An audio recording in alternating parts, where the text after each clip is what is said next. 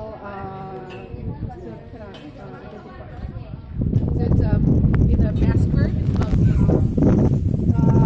if I don't mistake, it's about more than 46 pounds to put down. So in one mass square. So even male, female, we could identify because so this area called Lapu. So this is a fisherman area. You know, here is a fisherman and a fisher. Like my dad is and the people from this area, when they everybody from the beach say that, oh my God,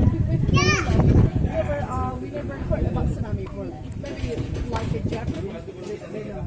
So when everybody looking for the beach, they run out, they look for high position, and many of them, some of them went upstairs to Sabasia's house because this is very house, and they went up to the second floor. When they were in the second floor, the water became very high.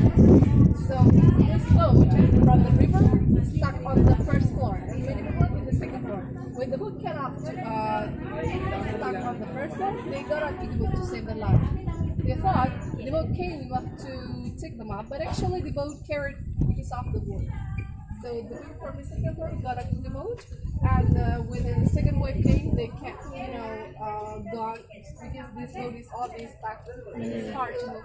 And so many people also feel like, oh my God, the boat is still here.